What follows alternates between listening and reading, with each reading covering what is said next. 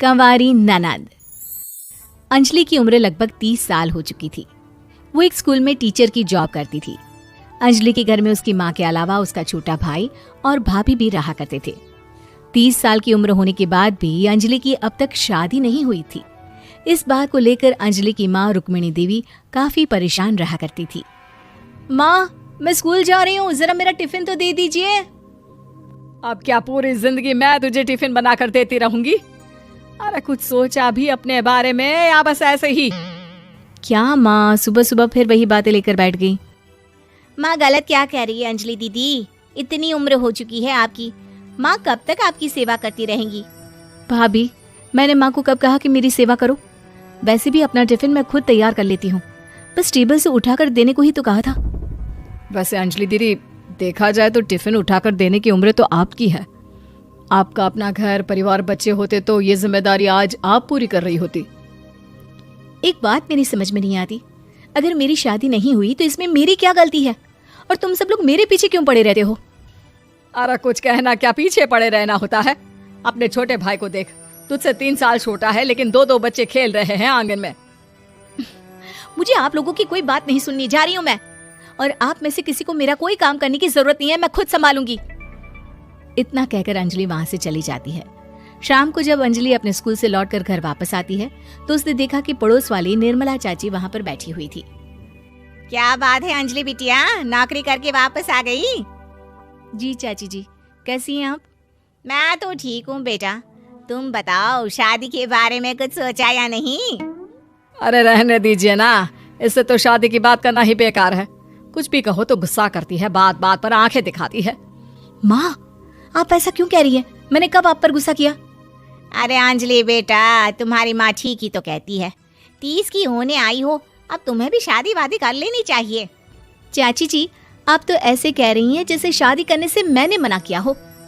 रहने दीजिए निर्मला चाची, हमारी अंजलि दीदी को अभी तक उनकी पसंद का दूल्हा नहीं मिला ना, इसीलिए वो शादी नहीं कर रही। भाभी, ऐसी कोई बात नहीं है। अरे तो फिर क्या बात है? तुम्हारी माँ ने तुम्हारे लिए इतने रिश्ते ढूंढे लेकिन तुम्हें कोई पसंद ही नहीं आता। क्या है ना चाची जी, हमारी ननद रानी नौकरी जो करती है ऐसे ही थोड़ी ना किसी को पसंद कर लेंगी। अरे भाई, नौकरी का घमंड है तो बात अलग है, कोई और बात हो तो बताओ, कोई रास्ता निकाला जाए। नहीं नहीं चाची जी, कोई बात नहीं है, बस मुझे अभी तक अपनी पसंद का कोई मिला नहीं है। सुन लिया आपने, इस लड़की के तो पर निकल आए हैं और इतनी उम्र में अपनी पसंद का कोई मिलेगा भी नहीं इसे। माँ, आप मेरी शादी को लेकर हमेशा मुझे ताने क्यों मारती रहती हैं? अपनी माँ की बातें तो ताने लगती है। ताने हैं? बताओ, मैंने कुछ गलत कहा क्या? देखो, ये सब छोड़ो, मेरी दूर की बुआ का बेटा है, उसकी अभी शादी नहीं हुई है, उम्र होगी कोई 34-35 साल। आप कहें तो बात आगे बढ़ाऊं? अरे हाँ हाँ, क्यों नहीं, ये भी कोई पूछने की बात है। अरे जल्दी से लड़के को यहाँ बुला लो। माँ, आप मुझसे पूछे बिना मेरी शादी की बात करने जा रही हैं और मेरी उम्र 30 भी पूरी नहीं हुई है। निर्मला चाची कह रही है कि वो लड़का 35 साल का है। अंजलि दीदी, आपको क्या लगता है इस उम्र में कोई फिल्म का हीरो आएगा आपके लिए? देखिए, अब पसंद और नापसंद की बात तो रहने दीजिए, पसंद करने की उम्र तो आपकी निकल चुकी, अब तो जो भी मिले उसी से शादी कर लीजिए, इसी में भलाई है। तेरी भाभी बिल्कुल ठीक कह रही है, अब जैसा रिश्ता मिले उसके लिए हाँ कर देना ताकि हम भी गंगा नहाए। ठीक है, चलिए मैं उस लड़के को कहती हूँ, वो कल ही अंजलि को देखने आ जाएगा। अगले दिन निर्मला चाची के दूर का रिश्तेदार अंजलि को देखने उसके घर आता है। उसका नाम था अजय। अंजलि जी, तो आप नौकरी करती हैं, वो भी स्कूल में? जी हाँ, मैं स्कूल में टीचर हूँ। हमारी बेटी बहुत होशियार है। अरे पढ़ने लिखने में इतनी होशियार है, इसीलिए तो इसकी नौकरी लगी है स्कूल में। हाँ हाँ ठीक है आंटी जी, जरा मुझे भी तो बात करने दीजिए आपकी बेटी से। जी पूछिए ना, क्या पूछना चाहते हैं? अंजलि मैडम, ये तो बताइए कि आपने अभी तक शादी क्यों नहीं की? बस ऐसे ही, कहीं कोई रिश्ता पसंद नहीं आया इसलिए। लेकिन क्या मैं आपसे पूछ सकती हूँ कि आपने शादी क्यों नहीं की? अंजलि, क्या कर रही हो तुम? लड़कियों को इस तरह की बातें नहीं शोभा देती। रहने दीजिए आंटी जी, आपकी बेटी काफ़ी पढ़ी लिखी है, मैं उनके सवाल का जवाब दे ही देता हूँ। वो क्या है ना, मुझे भी अभी तक अपनी पसंद की कोई लड़की नहीं मिली। अच्छा अच्छा, कोई बात नहीं। वैसे आपकी तनख्वाह कितनी है, कितना कमा लेती हैं महीने का? जी यही कोई 25,000 महीने। बस 25,000? इतने से क्या होता है? इतने से तो आजकल घर भी नहीं चलता। आपके कहने का क्या मतलब है? अरे मैं तो ये सोच कर आया था कि नौकरी वाली लड़की है, आराम से 40,000 कमाती होगी। माफ कीजिएगा, आपका और मेरा रिश्ता नहीं हो सकता।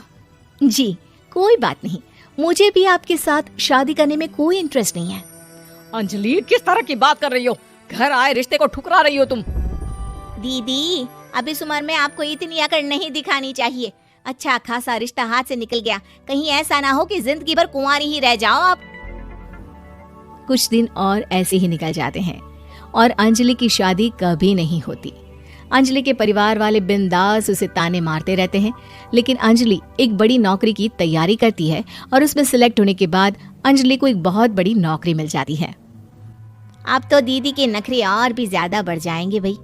अब तो इतनी बड़ी नौकरी जो लगी है, अब इनकी शादी होने से रही। माँ, मुझे नौकरी के लिए दूसरे शहर जाना पड़ेगा। आप जानती हैं ये बहुत बड़ी जॉब है और इसमें पैसे भी बहुत ज्यादा मिलेंगे। अच्छा, कितने पैसे मिलेंगे बेटा? माँ, मुझे हर महीने 90,000 सैलरी मिलेगी। क्या? अरे वाह वाह, ये तो बहुत अच्छी बात है। लेकिन फायदा क्या? कितने भी पैसे मिले, शादी तो हुई नहीं ना तुम्हारी। अंजलि नौकरी करने के लिए दूसरे शहर में चली जाती है और जब कुछ महीनों के बाद वो वापस घर आती है तो उसे अपने पति के साथ देखकर उसके घर वाले हैरान रह जाते हैं। अरे अंजलि, तूने शादी कर ली और हमें बताया तक नहीं। और दामाद जी करते क्या हैं? इतनी बड़ी कार है उनकी। माँ, मैं आपको सब कुछ बताना चाहती थी, लेकिन आप सबके ताने सुनकर बहुत दुखी हो गई थी और इसलिए मैंने अपनी पसंद से शादी कर ली।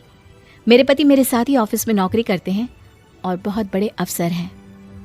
और एक बात बताऊं माँ, आज मैं बहुत खुश हूँ।